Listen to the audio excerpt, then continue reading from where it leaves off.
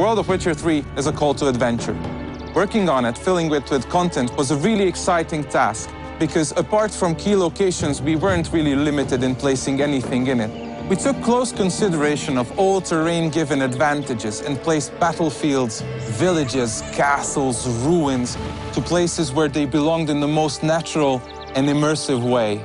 Scattered across the world we've created are hundreds of points of interest.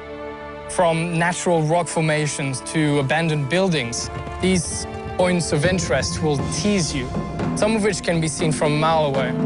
Each one was handcrafted with its own backstory, its own challenge, and of course, most importantly, its own reward.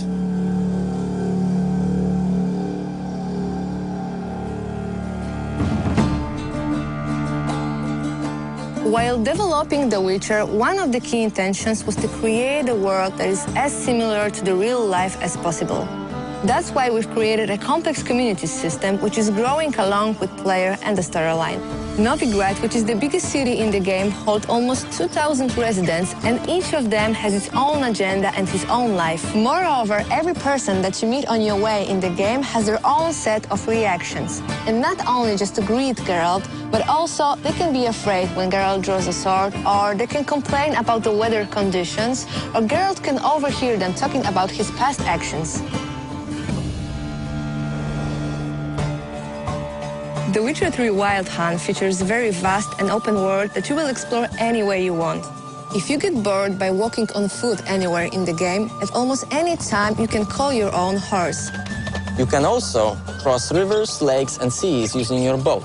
However, it might get attacked by sea monsters or destroyed by a sea storm. You will be using this boat not only in quests, but also to reach regions that are not accessible otherwise. And if you decide you don't want to use your boat anymore, you can always take a step overboard and go for some swim, because Geralt is swimming and diving now too. And for those who value their time, we have also the fast traveling options. You will be able to use the fast travel points in every major place of the game when you unlock them in your quests. The Witcher features also a very, very complex day and night cycle, which will affect the environment around you. As night falls, new beasts and unique monsters will awake. Now, as a Witcher, it is your choice to wait for dawn, or you can risk it and travel at night.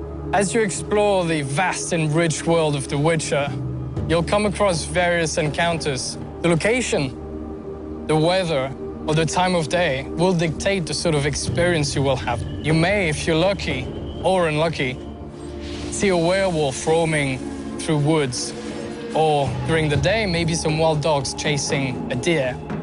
And all these are totally unique to you.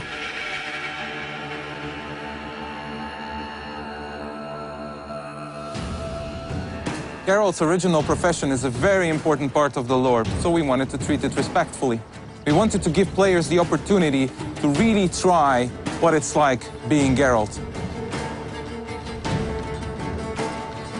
A Witcher's sole purpose is to find and slay monsters.